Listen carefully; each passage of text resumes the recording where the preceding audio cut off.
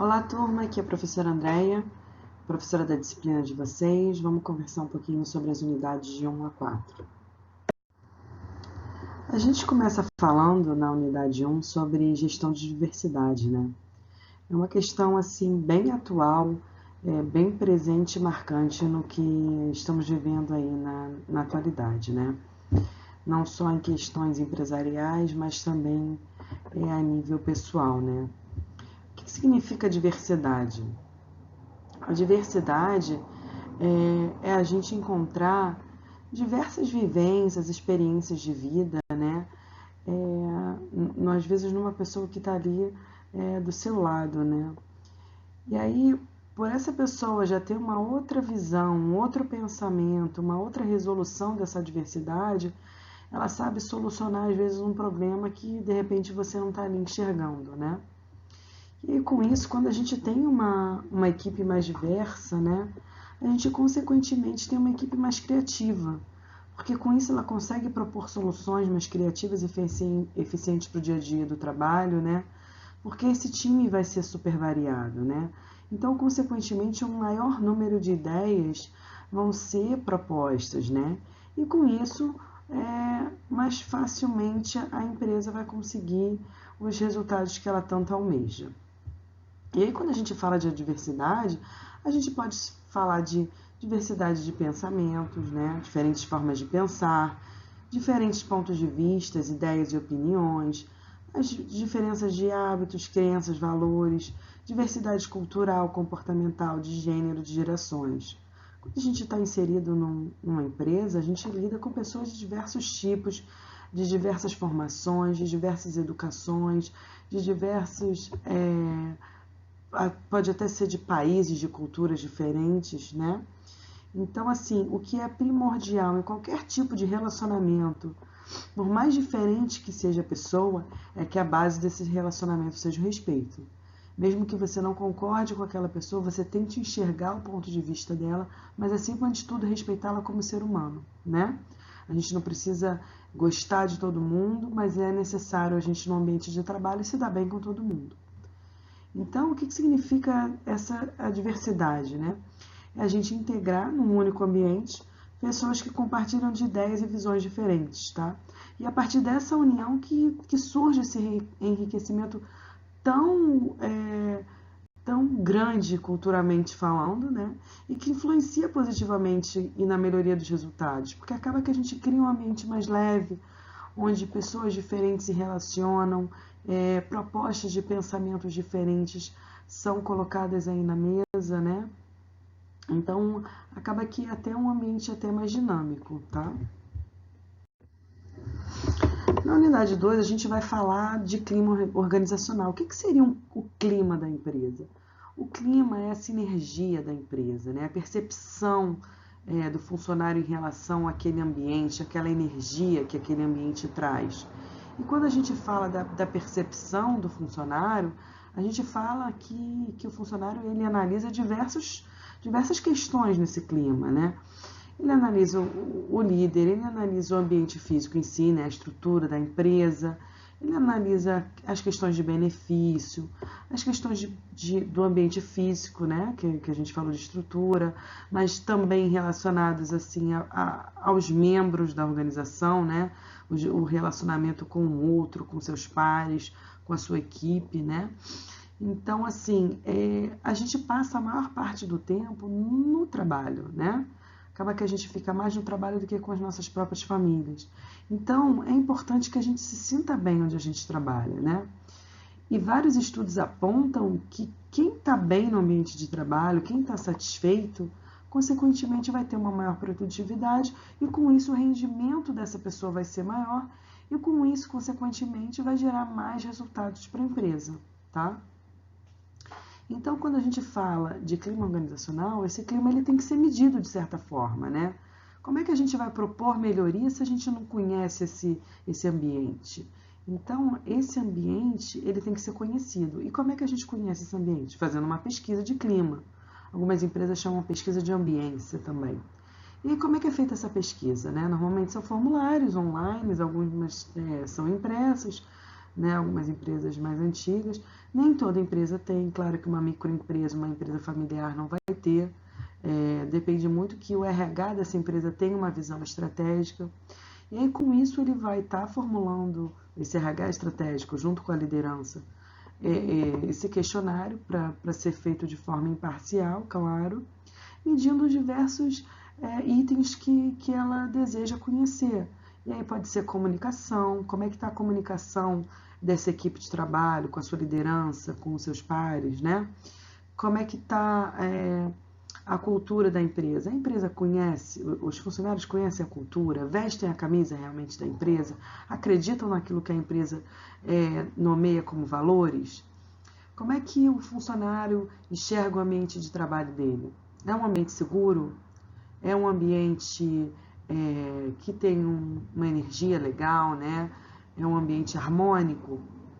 Então, assim, ele está satisfeito com o que ele recebe de benefício de salário comparado com o mercado? Então, assim, diversas questões são avaliadas até para... Claro, a empresa quer lucro, ela quer resultado, mas ela também não quer perder aquele funcionário para o concorrente, né? Então, ela quer que esse funcionário esteja satisfeito para ele produzir mais, claro, mas também para ele ficar na empresa, né? A empresa investe no funcionário, fornece treinamento, fornece uma questão de coisas que ela quer conhecer esse funcionário para saber se ele está satisfeito com aquele local que ele está inserido, né? Então, é feita essa pesquisa, né? Esses itens são mensurados, são avaliados, todas as pessoas respondem, e aí depois é feita uma tabulação desses dados, e aí esses dados são analisados, tá? E aí essa análise de dados é gerado um plano de ação para ser trabalhado os pontos de melhoria que foram identificados na pesquisa, e aí esses pontos de melhoria vão ser trabalhados ao longo do ano. Normalmente essa pesquisa de clima é anual. E aí, por exemplo, para a comunicação, a equipe de RH, junto com cada gerência, senta e traça esses planos de ação, né? De repente, ela pode decidir reuniões mensais de feedback com a equipe, né? A equipe está reclamando que o líder não conhece a equipe dele, que às vezes vários funcionários fazem o mesmo trabalho, tem um retrabalho. Então, de repente, pode ser questão salarial, estão reclamando de salário, o RH pode fazer um levantamento aí do que é praticado no mercado e apresentar para a equipe de trabalho, para ver se realmente essa insatisfação deles é coerente com o que é praticado no mercado. Então, assim, diversas ações podem ser tomadas para que a pesquisa não fique só no subjetivo, né? Realizei uma pesquisa e nada foi feito. Não, tem um plano de ação, sim, e esse plano de ação tem que ser monitorado, tá? Tem que ter um feedback do líder. Olha, a gente está fazendo tal e tal coisa, de tal e tal forma, né? Para esse monitoramento também ser, ao longo do ano, ser ajustado, porque as pessoas mudam, o ambiente muda, então às vezes é necessário algum tipo de ajuste nesse plano de ação, tá? Então é importante vocês saberem que essa pesquisa de clima ela é baseada na percepção dos colaboradores, tá? Então, assim, toda a percepção, todo o sentimento que o funcionário tem em relação à empresa e tudo que tange a empresa é descrito aí nessa pesquisa de clima, tá? E aí a gente vai falar um pouquinho de avaliação de desempenho. O desempenho, ele normalmente é medido de forma anual, tem algumas empresas que fazem de forma semestral, né? E ele é baseado para a empresa ter uma noção se o funcionário atingiu o requisito de trabalho dele, ou seja, ele tem uma meta e aí é medido para verificar esse grau de atingimento aí dessa meta dele, né? E para que a gente avalia? A gente avalia para decidir, né? A gente está apreciando esse fato aí, verificando esse fato, esse resultado que o funcionário obteve, né? Pode ser benéfico ou não, a gente vai verificar na avaliação de desempenho, e aí a gente vai tomar uma decisão. Que decisão pode ser essa? Pode ser, de repente, eu verifiquei que o funcionário está com a competência técnica nessa meta muito baixa. Vamos indicar um treinamento para ele? Isso é uma decisão. Poxa, esse funcionário foi super bem nesse projeto, ele participou com diversas equipes, ele colocou nosso departamento lá na frente, vamos dar um prêmio de reconhecimento para ele, né? Então, assim, essas decisões não são por acaso, né? A maioria delas serve de base para saber se o funcionário vai ser promovido ou não, tá? Então, assim, ele pode receber uma participação dos lucros também anualmente, com base nessa avaliação de desempenho, né? O que ele obteve de resultado aí. Então, assim, diversas questões estratégicas podem ser decididas com base na avaliação de desempenho. Qual o objetivo geral da gente ter uma avaliação de desempenho, né? A gente dá visibilidade a esse colaborador, né, ao desempenho desse funcionário. A gente está comunicando essa performance desse funcionário de forma a aperfeiçoá-lo e desenvolvê-lo, aquilo que eu falei do treinamento, né?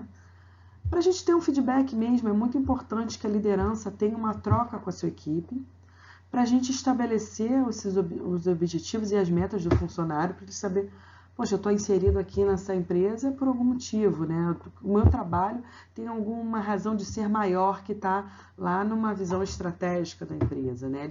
Ele saber por que ele está inserido ali na empresa.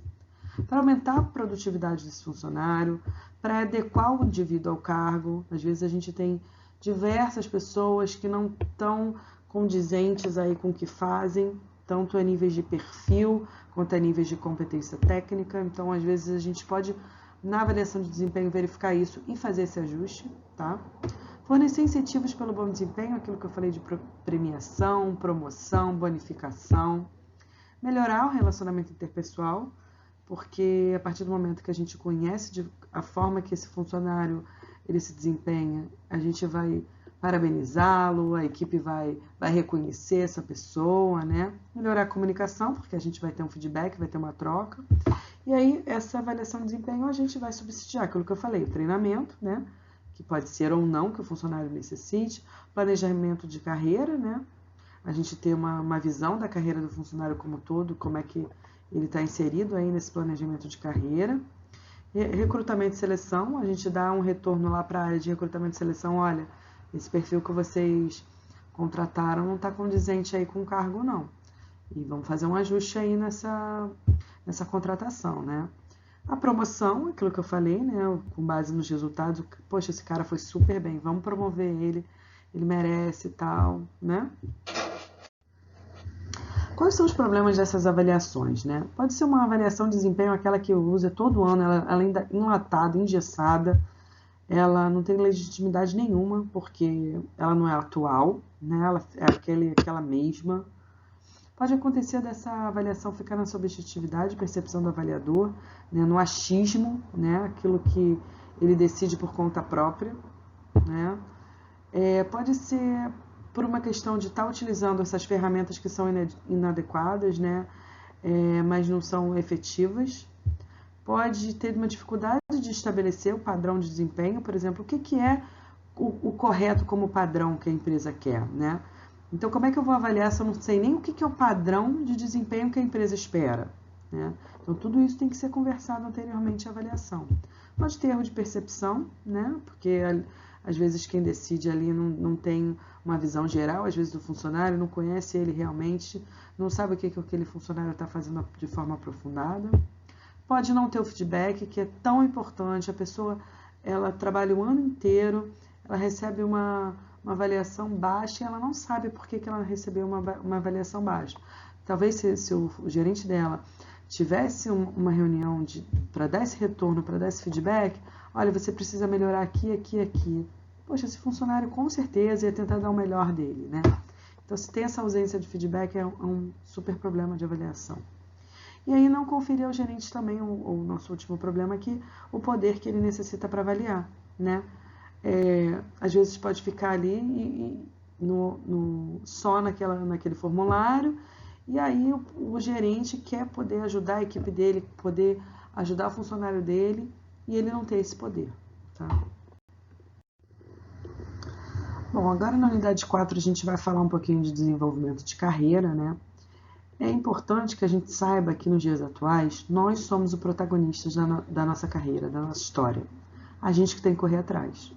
No passado, o funcionário ficava 30, 35 anos na mesma empresa, tinha promoção e ficava ali acomodado. Hoje não. Hoje a gente vê, às vezes, que tem pessoas que de 5 anos, às vezes menos, mudam de empresa, né? A gente, às vezes, hoje analisa um currículo, tem 2, 3 páginas, 4, porque as pessoas estão em constante mutação, né? Por quê? Porque, às vezes, aquela empresa não está interessante para ela, tanto a nível salarial, quanto a nível de ofertar bons projetos para aquela pessoa crescer. Então, é importante que a pessoa faça um planejamento da carreira dela, não só escolhendo a empresa que ela quer trabalhar, né? Se ela pudesse dar o luxo, né? Porque a gente, em tempos de crise que estamos vivendo atualmente, tá difícil até da gente escolher aonde que a gente vai trabalhar, né? Mas ela pode escolher, de repente, nesse momento, o que ela pode fazer de curso, né? Curso de línguas, cursos específicos técnicos, né? Se ela, de repente, for numa área mais específica, digamos assim, um curso de elétrica, um curso, se ele é da área petrolífica ou de geofísica, né? Um curso mais técnico, ou então também uma faculdade, uma pós-graduação, um mestrado, depende da área que essa pessoa quer seguir. Então, ela tem que se organizar, ela tem que se planejar. Olha, daqui em tal ano eu vou fazer tal curso, eu tenho que juntar tanto de dinheiro, eu vou me engajar nesse projeto aqui dentro da empresa para eu poder aparecer mais e de repente ganhar uma promoção, ou mesmo que eu não ganhe uma promoção, de repente eu ganho um treinamento, ou eu ganho mais visibilidade. Então, assim, a gente tem que pensar no nosso, né? Na nossa carreira. Então, é importante que a gente saiba que a carreira ela envolve diversos estágios, conforme a nossa idade, conforme a nossa maturidade como pessoa, como profissional, né? E aí, esses estágios que consideram essas transições aí, né? De acordo com as nossas inspirações individuais, as nossas expectativas, né? Mas também levam em conta imposições, restrições, influências, né? Se a gente for demitido, isso é uma imposição, né? Não tem nada que a gente possa fazer naquele momento, né? Então, assim, tem algumas coisas que dependem da gente, mas tem outras que não, né? Como a crise, como ser mandado embora, como de repente a gente está procurando uma vaga aí de emprego, a gente está numa entrevista e a gente vê alguém sendo indicado por uma influência, tem alguém que é influente. E aí, né? Não tem nada que a gente pode fazer, só continuar tentando. Então, tem coisas que dependem da gente, tem outras que não. E aqui a gente tem que falar sobre as etapas que existem na nossa carreira, né? Tem a etapa inicial, né, que é onde ocorre o crescimento em si, que normalmente é um estudante, é uma pessoa bem nova, que ainda está no início, né? Ainda está na parte assim meio de fantasia, desse mundo ainda meio desconhecido, estou descobrindo ainda o que eu vou fazer, ainda estou em dúvida, não sei, e é meio que uma área de teste, né? Já na parte de desenvolvimento, né, esse funcionário, essa pessoa, né, já tem mais idade, normalmente já está trabalhando, né, e aí já começa a pensar mais efetivamente em avaliar o que ela vai fazer, né. Então já as escolhas já são mais específicas, né? Ah, eu quero um curso XYZ nessa área, um curso super específico. Então, assim, já é uma visão de longo prazo. Ele está fazendo esse curso específico pensando já numa carreira, no que ele vai conseguir prospectar para essa carreira. E a aposentadoria não é a aposentadoria em si, né, gente? A gente se aposenta, mas a gente não deixa de ser um ser pensante, né? Um ser que quer atuar, que quer participar. Então, mesmo que você só atue na sua vida fazendo o que você goste, um hobby, de repente você vai começar a pintar, coisa que você sempre quis, mas você está ali, está participando, sua cabeça está rodando, né? Então, quando a gente fala aí de aposentadoria, né, houve todo um planejamento para que quando se chegasse nessa aposentadoria, toda essa sabedoria fosse utilizada de alguma forma, né? É um novo padrão de vida, tá? Um novo papel que esse indivíduo está possuindo aí. E é aquela questão que eu falei, a aposentadoria não é o fim, né? É apenas um novo ciclo. Então, muitas pessoas às vezes se aposentam, mas continuam trabalhando, abrem um próprio negócio, ou então só fazem um hobby. Então, assim, até isso tem que ser planejado, né, gente? Então, turma, isso tá. Eu espero que vocês tenham gostado aí do nosso bate-papo sobre as unidades 1 a 4. Mas eu ressalto que aqui é só um panorama geral da nossa das nossas unidades. Para a prova presencial, para a prova online, é necessário que vocês estudem as apostilas, porque lá que tem um detalhamento maior e é lá que todas as questões são criadas, tá bom? Contem comigo no Fale com o Professor Tutor, minhas mensagens, fórum de discussão. Eu estou realmente à disposição de vocês para ajudar aí na construção desse saber, tá bom? Bons estudos para vocês. Obrigada pela atenção. Tchau, tchau.